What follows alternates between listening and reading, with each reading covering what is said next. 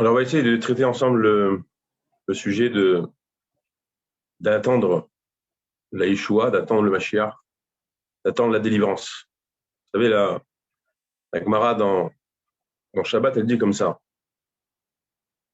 L'homme quitte ce monde, à 120 ans, quand on va quitter ce monde, dans n'importe quelle situation où on sera, on va nous poser 6 questions. Première question qu'on va nous demander, c'est Nasata venatata be'emuna. Est-ce que, on va traduire ici par ton travail, ton business, est-ce qu'il a été fait avec Emuna?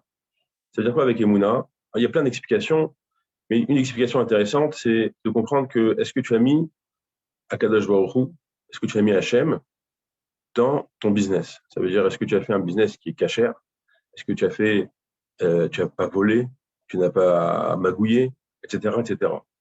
Donc ça veut dire que est-ce que tu as mis quelque part Akadosh Baruch Hu dans ton travail? La deuxième question, c'est Kavata etim la Torah. Est-ce que tu as fixé un moment de Torah? Ça veut dire que, encore une fois, il y a une relation qui se fait ici, qui va être que, est-ce que maintenant, quand tu as fixé un temps de Torah, fixer un temps de Torah, c'est pas étudier toute la journée. Fixer un temps de Torah, c'est lorsque j'ai décidé d'étudier un certain moment dans ma journée, le monde, il peut se bousculer autour de moi, et ben je ne déroge pas à mon horaire. Je vais et j'étudie. J'ai fixé un temps de Torah. D'accord? On sait tous que la Torah, ce qu'il y a, c'est que la Torah, hein, l'étude de la Torah aussi nous amène à comprendre, d'accord, qui est Akadosh Baruch Hu et comment je vais me rapprocher de lui et avoir un lien avec lui encore plus fort. La troisième chose, c'est Asakta Beperia Verivia. Est-ce que tu t'es occupé de te multiplier? Donc, tu t'es marié, tu as fait des enfants. Il y a aussi le fait que pourquoi ça s'appellerait un essek? Un essek en hébreu, ça veut dire j'en ai fait mon business. J'en ai fait une préoccupation. En quoi maintenant m'occuper de Pierre Vérivia, ça doit être une occupation de tous les jours. J'ai vu une explication intéressante, c'est que souvent, vous savez, on nous toque à la porte de la maison et quelqu'un vient et dit voilà, il y a une famille d'orphelins qu'il faut marier.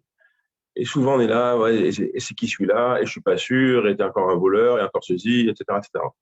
Au lieu de réfléchir à ça, de dire, on regarde, on est en train de te donner de te dire, il y a des orphelins.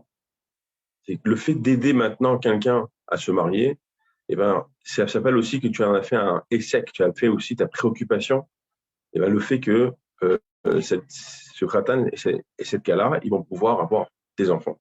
Alors, celui qui nous intéresse le plus, c'est la quatrième question, qui est Tsipita Lishua. Est-ce que tu as souhaité la délivrance? Intéressant comme question. Ça veut dire que on n'est pas en train de maintenant, on est en train de nous poser des questions au moment où on va quitter ce monde. Évidemment, on va devoir rendre des comptes. On n'est pas en train de nous demander est-ce que tu as mangé cachère, est-ce que tu as fait le Shabbat, est-ce que tu as fait tel et tel mitzvah. On est en train de nous demander des questions qui sont en rapport avec notre relation avec notre Créateur, avec Hachem. D'accord? On nous demande est-ce que tu as mis Akadosh Baruch Hu dans ton travail? Est-ce que tu as fixé un temps de Torah pour te rapprocher de lui et comprendre? Est-ce que tu t'es multiplié pour multiplier, on va dire, la présence divine dans ce monde? Pour chaque être humain, d'accord, représente quelque part c'est la sainteté d'Hachem dans ce monde. Et après, on te demande est-ce que tu as attendu et souhaité? La question ici, elle n'est pas est-ce que tu as eu confiance, tu as eu foi, tu as cru? Est-ce que tu anima amin, bemuna shlema, que le Mashiach il va venir? Est-ce que j'ai cette confiance-là? C'est pas ça qu'on est en train de te demander. On est en train de te demander, est-ce que tzipita lishua? Est-ce que tu as souhaité une délivrance? Alors c'est sûr, vous allez me dire, mais on souhaite tous la délivrance. Malheureusement, avec tout ce qu'on vit en ce moment, avec cette année terrible qu'on a vécue, et on ne sait même pas vers où on va, eh ben, on a demandé tous le Mashiach. Et on y a cru tellement fort. Mais est-ce que c'est ça, souhaiter le Mashiach? Est-ce que j'ai envie que le Mashiach y vienne pour qu'il me règle mes problèmes? Mes problèmes de parnassa, mes problèmes de santé, mes problèmes avec ma famille, mes problèmes avec ceci, cela. mon shalom bayit, avec ma femme, mes enfants, vite, que le Mashiach, il vienne, ouf, comme ça, au moins, j'ai plus de problème. Est-ce que c'est ça? Est-ce que c'est ça qu'on nous demande? Est-ce que c'est ça que, en fin de compte, est-ce que Kadosh Baruch Hu, il va nous envoyer un Mashiach pour nous régler un problème? Il faut aussi de réfléchir. Depuis hier soir, on est assis par terre. Moi, je vous parle d'Israël en ce moment. Et il y a une ambiance ici qui est vraiment, comme on dit, de tête de Tisha B'Av. Et les gens sont assis par terre. Il y en a, j'ai été à la synagogue, il y a des gens qui pleurent. On se demande, mais alors, tu pleures, etc., etc. Ça fait 1953 ans que le Beth Amikdash a été détruit. Qu'est-ce que je souhaite? Qu'est-ce que je souhaite comme Yeshua? Qu'est-ce que je souhaite vraiment au niveau du Mashiach? Est-ce que c'est seulement pour régler mes propres problèmes? Alors, il faut comprendre une chose, c'est que, en fait, tous nos problèmes et toutes les souffrances qu'on vit, que ce soit du côté personnel ou au niveau du clan Israël, de tout le peuple juif, tout ça découle parce qu'il y a 1953 ans, le Beth Amikdash a été détruit. Ça veut dire que Hachem nous a donné le jour de Tisha B'Av pour s'asseoir par terre, pour pleurer, pour dire, regarde, tu t'es retiré de ce monde, tu t'es caché plutôt, c'est le Esther Panim, tu t'es caché de ce monde, et ce qui fait que le fait que tu te sois caché, quelle souffrance il y a dans ce monde. Ça veut dire que on a l'impression que pour faire revenir la présence divine dans le monde, on a quelque chose à faire. On a quelque chose de puissant à faire. Alors, c'est pour ça que quand on s'assoit par terre, à Tisha B'Av, c'est pas parce que maintenant j'ai des problèmes de parnassa ou avec les enfants, avec mes amis, etc. C'est pas ça que je veux prier. Je dois penser à tout le Ham Israël. Alors, la première des choses qui peut nous venir à l'idée, c'est que on parle de Messirut Nefesh. On parle de combien je suis prêt à me sacrifier pour montrer que j'ai une attache avec Hachem. Alors, c'est vrai que je vais vous raconter une histoire que j'ai entendue qui m'a bouleversé. C'est sûr que cette histoire-là, hein, c'est le Rav Galinsky qui la raconte. Il a hésité à raconter cette histoire parce qu'il dit qu'on est dans une génération où on ne peut pas comprendre ce genre d'histoire, ce genre de situation. Venez, je vous la raconte. L'histoire se passe en Russie. En Russie, vous savez, avant la guerre, Staline déjà avait interdit aux Juifs de pratiquer, d'étudier, de faire quoi que ce soit. Tout était absolument interdit en Russie. Et si on attrapait une famille ou quelqu'un pratiquait le judaïsme, on le prenait directement et on l'envoyait dans les goulags en Sibérie pour qu'il aille mourir de froid là-bas. Et il y avait des gens quand même qui arrivaient à se cacher pour étudier la Torah. Vous savez, les enfants, il y avait l'école obligatoire. Et donc, tous les enfants devaient aller à l'école. Même les Juifs devaient aller donc faire leurs études à l'école avec les Russes. Ils avaient un interdit total d'apprendre la Mishnah, d'apprendre le Chumash, d'apprendre toutes ces choses-là. C'était complètement interdit. Mais il y avait certaines maisons où ils faisaient des doubles chambres, où ils se cachaient dans ces chambres-là pour pouvoir étudier. Et un jour, un petit enfant, en allant vers cet endroit-là, il y a un vieil homme, 90 ans, qui lui dit « Yédeler, petit juif, où tu vas ?» Et il lui parle en yiddish. Donc il comprend l'enfant, hein, que ce n'est pas un russe qui vient pour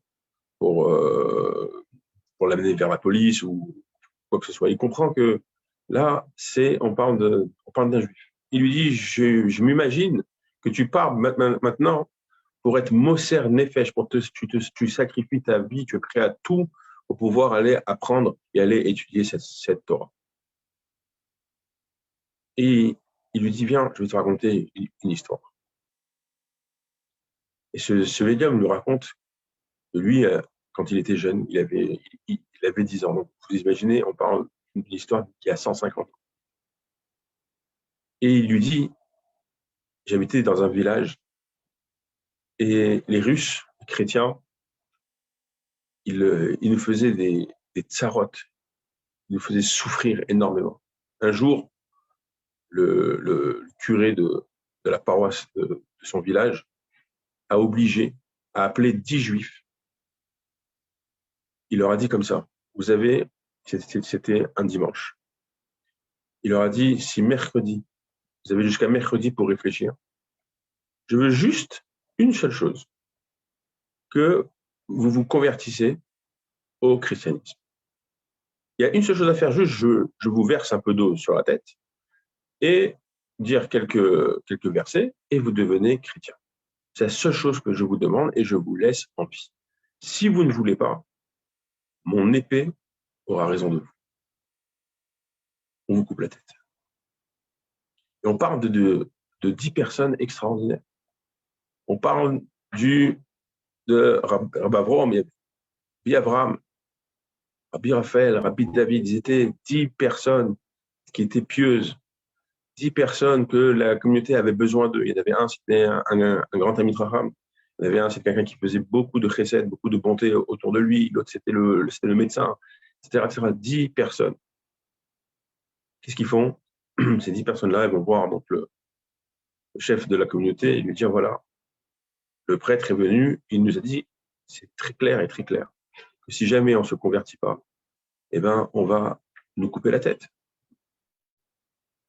Ni le rave de la communauté, il réunit toute la communauté de tout le village à la synagogue. Et il leur dit, on arrive, il leur dit, tel jour, mercredi, je veux que tout le monde soit à la synagogue et nous allons prier tous ensemble. Alors, imaginez-vous tout le village qui arrive dans la synagogue. Il raconte que c'était comme si c'était le moment de Neila à Kippour. Il y avait les femmes, les enfants, les vieillards, les jeunes, les hommes. Tout le monde était présent à ce moment-là à la synagogue. Donc nous, qu'est-ce qu'on s'imagine? Qu'ils vont prier pour qu'il y ait un miracle? Non. Le gabaï de la synagogue, il se lève.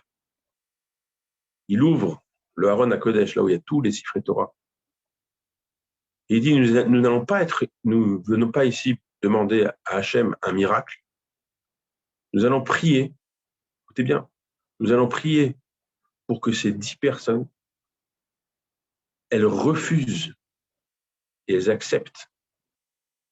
D'accord? Elles refusent plutôt de se convertir et qu'elles acceptent de prendre la mort pour sanctifier le nom de Dieu.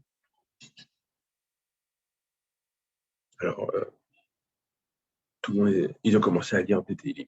Et un télim. Vous imaginez les femmes de ces 10 hommes et leurs enfants et leurs filles dans le Ezrat Nashim qui se mettent à pleurer, etc., etc. Et à un moment donné, le gabaï, il sort un sachet. Et il dit, nous allons allumer maintenant, nous allons allumer une bougie à la mémoire de chacun de ces 10 personnes. Chacune de ces 10 personnes. Vous imaginez, c'est-à-dire qu'ils ne sont pas encore morts, et ils vont allumer un air Neshama pour ces gens.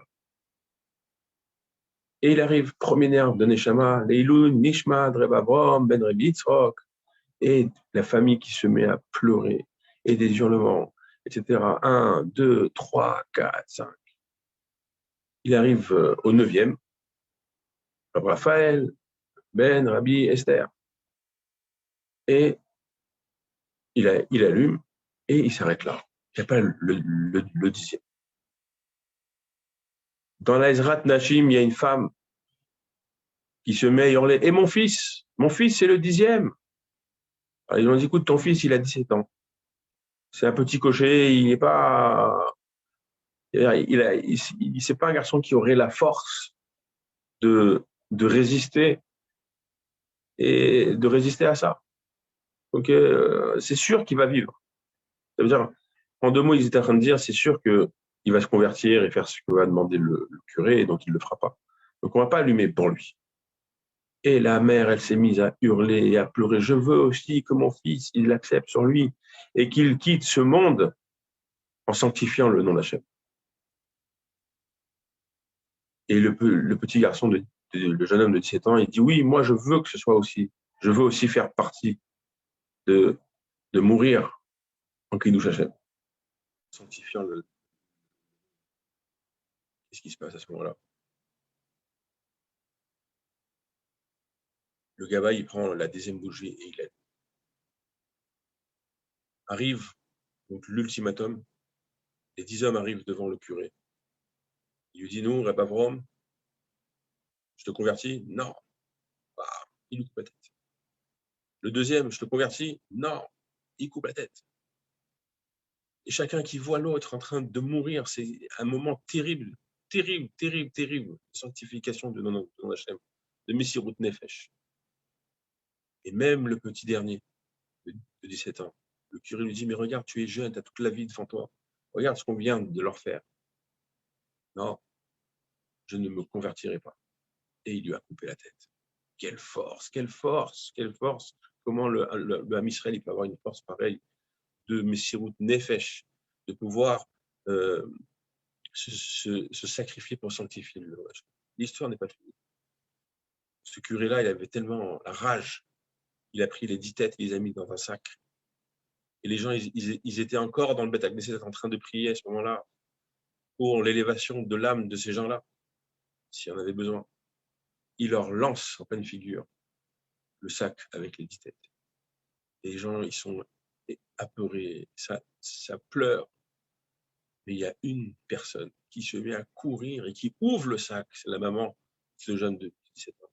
Et elle est partie vérifier, elle dit, voilà, la tête de mon fils est là. Et elle a dit, maintenant, venez, on pousse toutes les chaises et les tables du Beth Knesset et on se met à chanter et à danser parce que mon fils, il est mort de Kiddush Hashem. Alors c'est pour ça que je vous dis, une histoire pareille, ça nous concerne. C'est loin, c'est loin. Et on vit dans une génération où la Messirut Nefesh, elle existe aussi. Ça veut dire que lorsque les Chachamim, ils nous disent, à 120 ans, on va nous demander, est-ce que tu as attendu la Yeshua? C'est est-ce que tu as attendu à un moment donné? Est-ce que tu as souhaité, rien qu'un moment, te rapprocher encore plus d'Akadosh Baruch Hu? Est-ce que tu souhaites ça? Est-ce que tu es prêt à sacrifier quelque chose dans ta vie pour pouvoir te rapprocher encore plus de lui?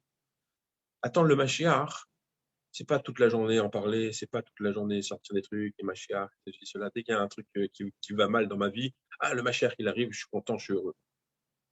Non, mais qu'est-ce que tu as fait pour qu'il vienne, ce Mashiach? Est-ce que tu l'as souhaité? Ça veut dire que vouloir le Mashiach, vouloir la Yeshua, vouloir la Géoula, c'est vouloir revivre une situation où on se sent proche d'Akadosh Baruch Hu. À l'époque du Beth Amikdash, n'importe qui rentrait rien que dans les premières portes de la Hazara, on appelle ça là où on pouvait commencer à rentrer dans le Beth Amikdash, on sentait les odeurs des encens, des sacrifices, la personne elle faisait tchouva sur le moment, il n'y avait pas. Les plus grands mécréants qui sont rentrés dans le Beth Amikdash, rien qu'en voyant le Beth Amikdash, ils faisaient tchouva.